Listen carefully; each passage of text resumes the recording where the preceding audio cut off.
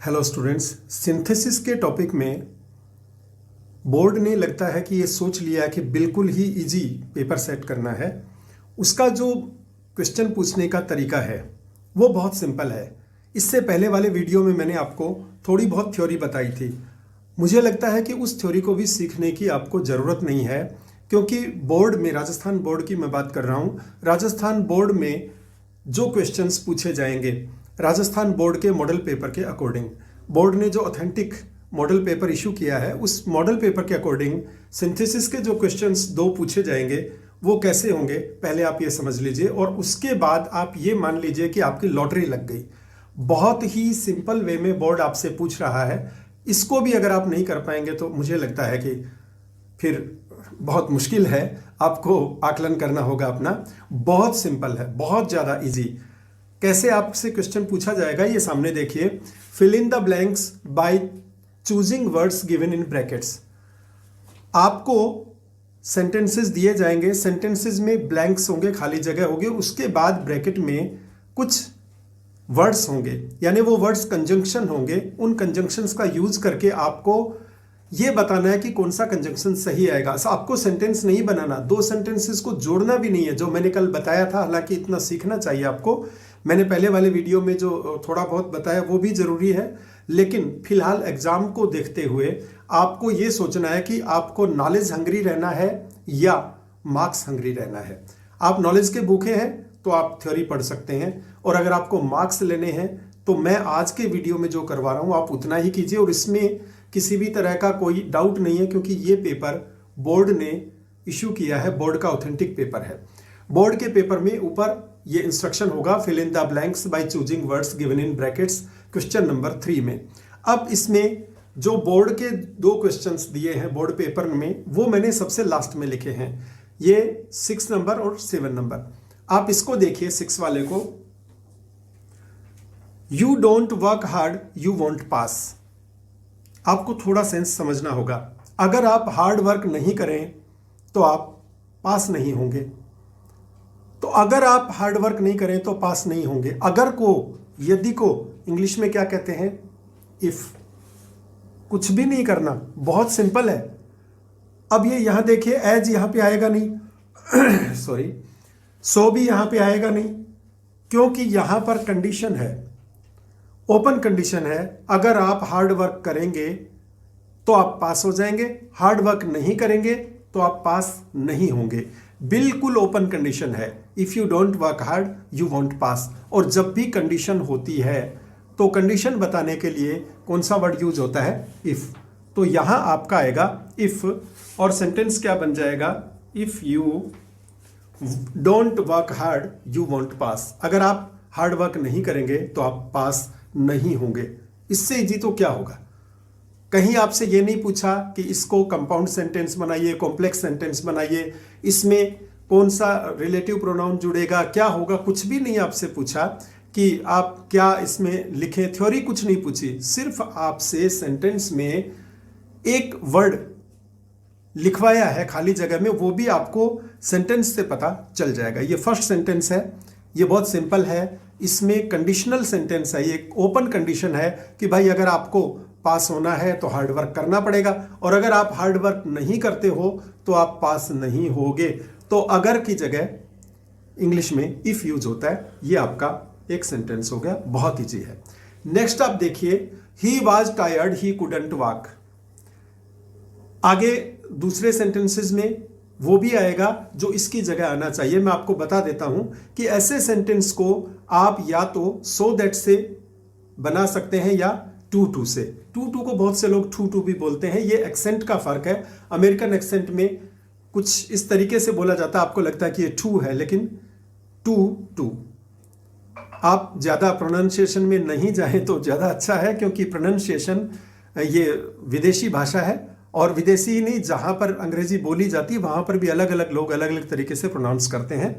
तो ये so that या टू, इनमें से कोई एक यूज होता है। अब इसमें बहुत सीधा सा सिस्टम है, आप समझ लीजिए, कहीं आपको उलझन नहीं आएगी। टू खुद अपने आप में नेगेटिव होता है। अगर नोट नहीं है सेंटेंस में तो टू यूज होगा। टू का मतलब होता है जरूरत से ज्यादा, एक्सेस, इतना ज्यादा जितना नहीं होना चाहिए, वो मीनिंग है टू का। और सो दैट, सो का मतलब इतना और दैट का मतलब कि, मीनिंग समझ लीजिए आप। सो का मतलब इतना और दैट का मतलब कि। अब यहां देखिए, he was tired he couldn't walk, इसका मीनिंग ये निकल रहा है कि वो इतना थका हुआ था कि वो चल नहीं सकता था। वो इतना थका हुआ था कि वो चल नहीं सकता था। तो इसमें नोट लगा हुआ है। टू में टू खुद नेगेटिव होता है। जब भी आप टू का यूज करते हैं तो वो खुद ही नेगेटिव होता है, उसमें नोट की जरूरत नहीं होती। इसलिए आप पहचान ये कीजिए कि अगर नोट लगा है, कहीं भी कोई नेगेटिव वर्ड है, तो आप उसमें सो दैट यूज करेंगे। तो he was so tired that he couldn't walk, वो इतना ज्यादा थका हुआ था कि वो चल नहीं सकता था। अब अगर इसमें हम टू का यूज करें तो हालांकि दूसरे सेंटेंस में आएगा, फिर भी आपको बता देता हूं। तो क्या होता, ही वाज टू टायर्ड, और मैंने आपको बताया कि जब टू का यूज करते हैं तो नोट नहीं आता, और नोट नहीं है तो इस हेल्पिंग वर्ब की भी जरूरत नहीं। ये मॉडल जो होता है, कोई भी, हर मॉडल अपने आप में एक हेल्पिंग वर्ब होता है। तो नोट नहीं तो फिर कुड की भी जरूरत नहीं, सीधा सा क्या हो जाता, he was too tired to walk. बहुत सिंपल है। टू का यूज जब भी हम करते हैं तो पहले जो भी एडजेक्टिव है, टायर्ड है यहां पे, तो इससे पहले टू लग जाएगा, TOO वाला, और इसके बाद टू लगाकर उसके बाद वर्ब की फर्स्ट फॉर्म सीधी आ जाएगी। तो he was too tired to walk. लेकिन यहां पे नोट है तो टू नहीं आएगा, सो दैट आएगा। बहुत सीधा हिसाब, देसी तरीके से आप इसको समझ सकते हैं। अगला सेंटेंस देखिए, हम ऊपर आते हैं। ये दोनों बोर्ड के हैं, ये बाकी प्रैक्टिस के लिए हैं। सी वाज पुअर पे हर फी। अब वही आ गया टू जो मैं आपको बता रहा था। अगर ये यहां होता she was poor that she couldn't pay her फी, वो इतनी गरीब थी कि वो अपनी फीस नहीं दे सकती थी। अगर नेगेटिव होता, यहां पे नोट होता, तो हम सो दैट यूज करते। लेकिन अभी मैंने आपको बताया कि टू एक ऐसा एक्सप्रेशन है, एक ऐसा तरीका है किसी सेंटेंस को बनाने का जिसमें बिना नोट के नेगेटिव सेंस आ जाता है। और ये जितने भी कंजंक्शंस हैं, ये बस आपको लिखे जाएंगे ओब्लिक ओब्लिक करके, और आपको देखना होगा कि सेंटेंस में कौन सा फिट बैठता है। तो यहां सी वाज टू पुअर, और फिर उसके बाद टू पे हर फी। मैंने अभी बताया था कि जब टू का यूज करते हैं तो जो भी एडजेक्टिव है उससे पहले इस एडजेक्टिव को भी, एडजेक्टिव सही वर्ड है एडजेक्टिव, लेकिन बात वही है, हम इंडिया में एडजेक्टिव बोलते हैं। और आप इस चक्कर में मत पड़िए। कुछ लोग जिनको 2-4 वर्ड्स का सही प्रोनाउंसिएशन आता है, वो अगर किसी के मुंह से वो सुनते हैं तो उसमें 50 कमियां निकालेंगे, लेकिन भूल जाते हैं कि वो खुद कितने दूसरे वर्ड्स में गड़बड़ करते हैं। इसलिए आप उस चक्कर में ना पड़े। तो she was too poor to pay her फी, वो इतनी गरीब थी कि वो अपनी फीस नहीं दे सकती थी। यहां पे ये टू का यूज होगा। समझ गए? चलिए नेक्स्ट सेंटेंस मैं आपको पूरी प्रैक्टिस करवा दूंगा। जितने भी तरीके से ये बन सकते हैं, सिंथेसिस जिन जिन कंजंक्शन से बन सकती है, वो सभी तरह की आपको मैं प्रैक्टिस करवा दूंगा। क्योंकि अगर थ्योरी पढ़ाऊंगा तो उसका कोई मतलब नहीं, आप उसमें उलझ के रह जाएंगे। नॉलेज चाहिए तो एग्जाम के बाद समर वेकेशन में मैं अलग से कुछ वीडियोस बनाऊंगा जिनमें पूरी थ्योरी समझाऊंगा। फिलहाल आप अगर उसमें उलझ जाएंगे तो एग्जाम में स्कोर नहीं कर पाएंगे। इसलिए बेटर ये होगा कि आप वही सीखें फिलहाल जो एग्जाम में पूछा जाएगा। ये 3 सेंटेंसेस आपको क्लियर हो गए। सो दैट वाले में मैंने बताया कि सो दैट का यूज तब होता है जब आगे नोट होता है, कोई भी नेगेटिव एक्सप्रेशन होता है, और टू में बिना नोट के नेगेटिव बन जाता है। इसलिए she was too poor to pay her fee. Next है रोहित मोहित आर प्लेयर्स। पता चल रहा है इस सेंटेंस को देख के कि रोहित और मोहित प्लेयर्स हैं, तो बट तो आएगा नहीं, रोहित बट मोहित हो ही नहीं सकता। तो दोनों रोहित और मोहित प्लेयर्स हैं, तो नेचुरल सी बात है एंड आएगा। तो Rohit and Mohit are players, ये भी बहुत ईजी है। नेक्स्ट है this box is heavy no one can lift it. अब यहां ये सेंटेंस मैंने क्यों लिया? प्रैक्टिस में जितने भी सेंटेंसेस हैं वो अगर रिपीट हो रहे हैं वैसे के वैसे, तो मैं उनको छोड़ रहा हूं, क्योंकि रिपीटिशन से कोई मतलब नहीं। हर सेंटेंस में कुछ ऐसा नया हो कि उससे आप कुछ सीख सकें। और मेरी कोशिश ये रहेगी कि साथ साथ प्रैक्टिस भी हो और रूल्स भी मैं आपको बता दूं। जैसे इसमें नोट तो नहीं है, लेकिन नो वन नेगेटिव एक्सप्रेशन है, नो वन कोई नहीं, तो टू टू नहीं आएगा। नो वन है, नेगेटिव एक्सप्रेशन में आप क्या लिखेंगे, दिस बॉक्स इज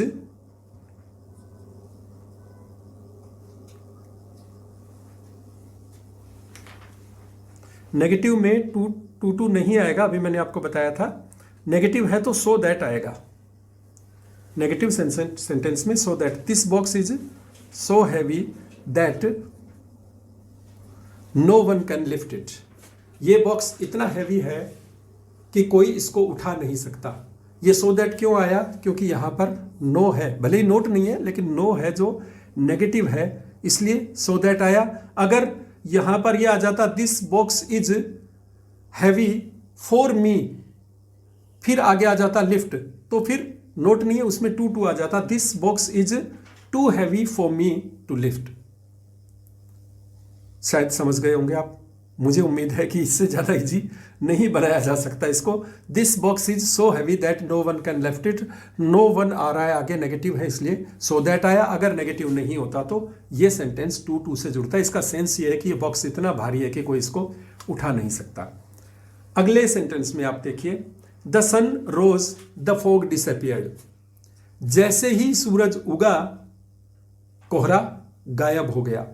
तो देखो, इफ का मतलब तो यदि, यहां पे फिट नहीं बैठता। सो का मतलब इसलिए, ये भी फिट नहीं बैठता। और एज का मतलब होता है यहां पे जैसे ही। तो as the sun rose the fog disappeared, तो आप इसको एज कर देंगे, as the sun rose the fog disappeared. If भी गलत है, सो भी गलत है, एज सही है। As the sun rose the fog disappeared. Next sentence, fifth, it is summer we feel hot. जब गर्मी का मौसम होता है तो हमें गर्मी महसूस होती है। तो व्हेन का मतलब जब, एज का, एज सुन एज का मतलब जैसे ही, तो यहां जैसे ही नहीं, जब होगा, जब गर्मी का मौसम होता है। तो आप अंदाजा लगा सकते हैं इससे, व्हेन इट इज समर। ये कंजंक्शंस का यूज करके आप सेंटेंसेस को, गैप को फिलअप करेंगे, जो ब्लैंक्स दिए हैं उनको। और इस क्वेश्चन को इससे ज्यादा इजी वे में शायद पूछा नहीं जा सकता, सिंथेसिस को। वरना आपसे अगर अलग अलग सेंटेंसेस को जुड़वाया जाए तो उसमें आपको पूरी थ्योरी पढ़नी पड़ेगी, कौन सा सिंपल सेंटेंस है, कौन सा कंपाउंड है, कौन सा कॉम्प्लेक्स है, उसमें जो क्लॉजेज यूज होते हैं, कौन से क्लॉजेज यूज होते हैं, प्रोनाउंस कौन से यूज हो रहे हैं, कंजंक्शंस कौन से यूज हो रहे हैं। इसमें आपको सेंटेंस तो बनाना ही नहीं, आपको तो सेंटेंस का सेंस देखकर इनको जोड़ना है। अब आगे हम और प्रैक्टिस करेंगे। इसके साथ ही मैं 2-4 सेंटेंसेस और लिख लेता हूं और उनमें भी हम देखेंगे कुछ अलग एक्सप्रेशन। सेम है उसको हम यूज नहीं करेंगे, सेम कंजंक्शन वाले को बार बार रिपीट नहीं करेंगे। मैंने आपको उसका, जैसे मैंने आपको बता दिया सो दैट का यूज कहां होता है, टू टू का यूज कहां होता है, तो इनको रिपीट करने की जरूरत नहीं। अब आगे मैं दूसरे सेंटेंसेस लिखूंगा, उनको आप समझिए, उनको मैं पूरी प्रैक्टिस आपको करवा दूंगा। जो जो आ सकते हैं, जो प्रोबेबल हैं, वो मैं आपको करवा दूंगा। और इस टॉपिक को आप खोएंगे नहीं, आपके मार्क्स आपको मिल जाएंगे। अब ये कुछ सेंटेंसेस और हम ट्राई कर लेते हैं। जितनी आप प्रैक्टिस करेंगे उतना आपको ज़्यादा कॉन्फिडेंस होगा और ज़्यादा आप कर पाएंगे। आपको लगेगा कि आप पेपर सॉल्व कर सकते हैं। पेपर के जितने भी क्वेश्चंस आप प्रैक्टिस कर सकते हैं उतने करो। थ्योरी पढ़ते रहने से आपको ये तो लगेगा कि आपने पढ़ लिया, लेकिन जब एग्ज़ाम में पूछा जाएगा तो आप शायद नहीं कर पाए। इसलिए रियल जो पेपर्स हैं उनको आप सॉल्व करो ज़्यादा से ज़्यादा, और मैं करवाऊंगा अभी। अगला क्वेश्चन है, ये वही सिंथेसिस का क्वेश्चन है, और हमको सिंथेसिस करना नहीं है, बल्कि किस कंजंक्शन से, किन वर्ड्स से सिंथेसिस होना चाहिए, वो वर्ड्स भी हमको खुद नहीं सोचना। ऑप्शन में दिए होंगे, हमको तो पता लगाना इनमें से कौन सा फिट होगा, वही फिट कर दो। अब इससे ज़्यादा तो मौज हो ही नहीं सकती। तो देखिए, had I reached school the bell rang. एक यूज होता है हार्डली हैड व्हेन का, और एक होता है नो सूनर डिड देन का। दोनों का एक ही रोल होता है। हम कहते हैं ना कि मैं वहां पहुंचा ही था कि ये हो गया, या मैं वहां पहुंचने ज़्यादा देर पहले नहीं पहुंचा था कि इतनी देर में ये हो गया, यानी जैसे ही मैंने ऐसे किया वैसे ही हो गया। तो ये जैसे ही और वैसे ही के सेंस में, हिंदी में हम कहते हैं ना, जैसे ही वो बाहर निकला बारिश शुरू हो गई, जैसे ही वो घर आया लाइट चली गई। ये जो ऐसे एक्सप्रेशंस हमको करने होते हैं तो उसके लिए हार्डली हैड व्हेन और नो सूनर डिड देन का यूज होता है। अब यहां पे आप देखिए हैड है, आगे वर्ब की थर्ड फॉर्म यानी पास्ट पार्टिसिपल फॉर्म भी है, हैड के साथ वही होती है। तो इसमें आएगा hardly had I reached school when the bell rang. तो यहां ये देखिए हार्डली हैड व्हेन, इसका यूज हम यहां करेंगे। तो hardly had I reached school when, तो ये हार्डली हैड व्हेन का यूज यहां पे हो जाएगा। नेक्स्ट, मैंने अभी आपको बताया कि नो सूनर डिड देन और हार्डली हैड व्हेन। अगले सेंटेंस में हैड नहीं है, डिड है। और मैंने टेंसेस के वीडियो में आपको बताया था और क्वेश्चन से आंसर बनाने का जो तरीका था उसमें भी मैंने आपको बताया था कि जब डिड है डू की सेकंड फॉर्म, तो आगे जो वर्ब आएगी वो फर्स्ट फॉर्म में आएगी। तो आप देखिए, did the principal enter the classroom, the students stood up. जैसे ही प्रिंसिपल क्लासरूम में अंदर आए स्टूडेंट्स खड़े हो गए।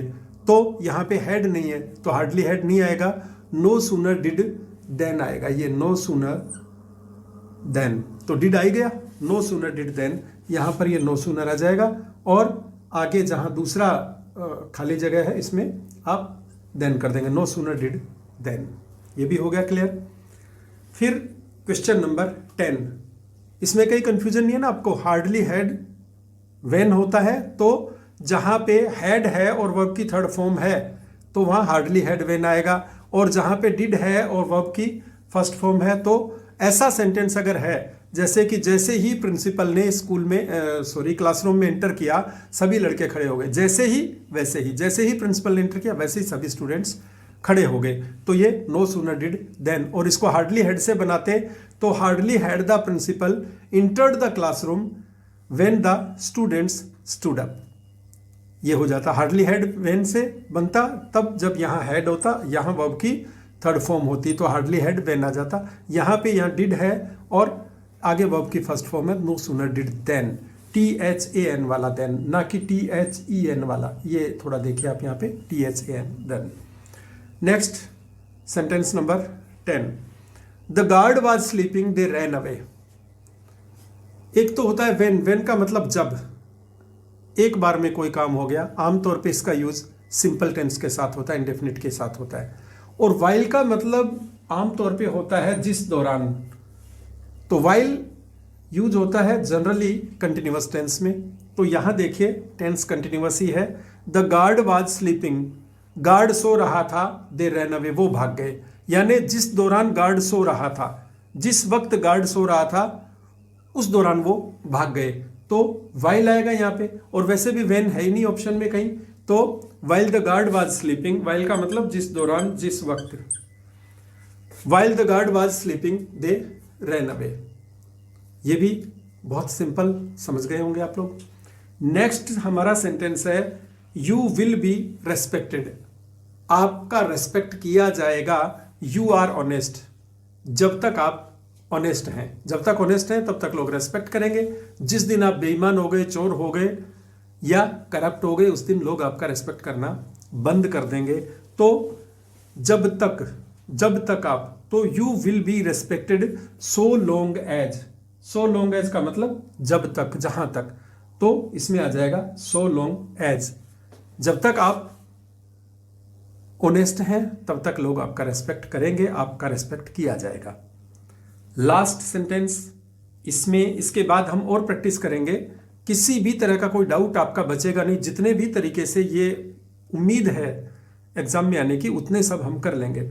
Work hard you will fail, hard work करो वरना फेल हो जाओगे। वरना के लिए वर्ड क्या यूज होता है, अदरवाइज। इसकी जगह और भी आ सकता है, OR, और। वर्क हार्ड और यू विल फेल, लेकिन ज्यादा सही लगता है ये अदरवाइज, अदरवाइज का मतलब वरना, नहीं तो। हार्ड वर्क करो नहीं तो फेल हो जाओगे, हार्ड वर्क करो वरना फेल हो जाओगे। टोटल अभी तक 12 सेंटेंसेस हो चुके हैं। 2-4 सेंटेंसेस हम और देख लेते हैं ताकि इस वीडियो में हम इस टॉपिक को फिनिश कर दें। उसके बाद नेक्स्ट टॉपिक हम शुरू करेंगे। तो यहाँ तक का अगर आपको कहीं कोई दिक्कत है तो कमेंट बॉक्स में लिखिए, मैं उसको क्लियर करने की कोशिश करूँगा। हालांकि सब बहुत सारे कमेंट्स होते हैं, बहुत सारे स्टूडेंट्स अलग अलग डिमांड करते हैं, सब चीज़ें तो पॉसिबल नहीं है, लेकिन जितना हो पाएगा मैं आपको एक्सप्लेन करने की कोशिश करूँगा। इसके बाद आगे के सेंटेंसेस देखते हैं। चलिए अब लास्ट ये 4 सेंटेंसेस और देख लेते हैं ताकि आपको किसी तरह का कोई डाउट ना रहे। एग्जाम हॉल में जाते टाइम ये ना लगे कि सिंथेसिस में मैंने ये नहीं किया, वो नहीं किया, वो दिक्कत नहीं रहेगी, सब कुछ क्लियर हो जाएगा। सेंटेंस है अगला, ही कीप्स काउज हॉर्सेज। वो ना तो गायें रखता है ना घोड़े रखता है। अब इसमें आइदर और है नहीं, नाइदर नोर है, सो दैट आएगा नहीं, क्योंकि सो दैट तब आता है जब कोई नेगेटिव एक्सप्रेशन हो।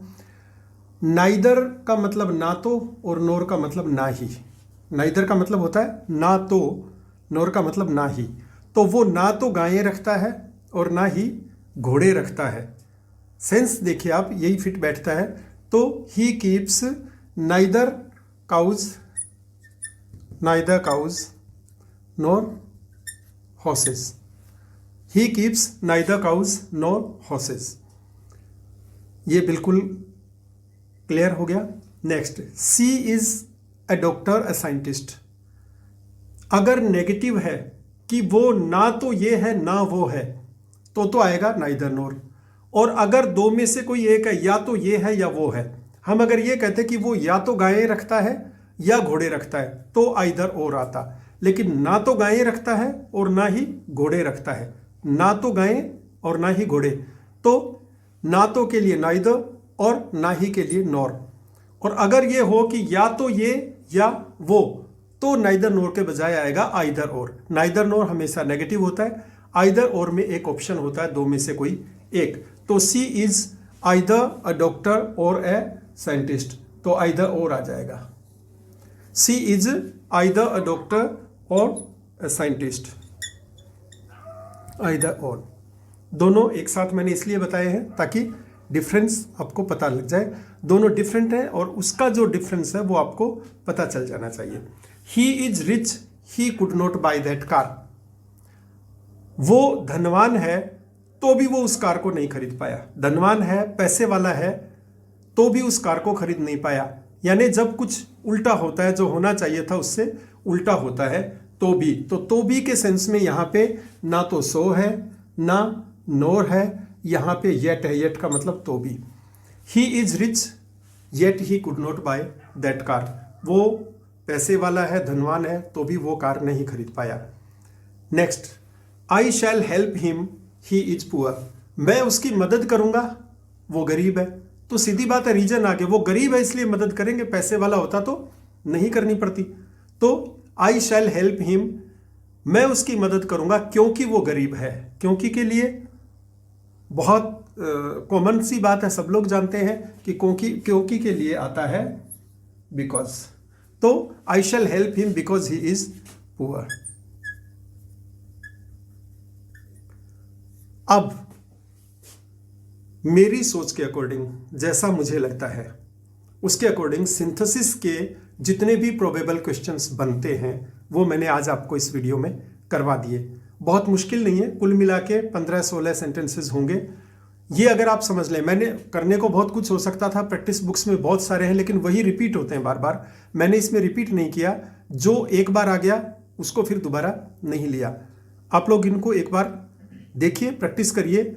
आपको लगता होगा कि ये 2 मार्क्स हैं, सिर्फ 2 नंबर हैं, लेकिन अगर आप इनको सही कर देते हैं और बिल्कुल सही होके 2 में से 2 मार्क्स आपको मिलते हैं तो एग्जामिनर पर एक पॉजिटिव इफेक्ट होता है।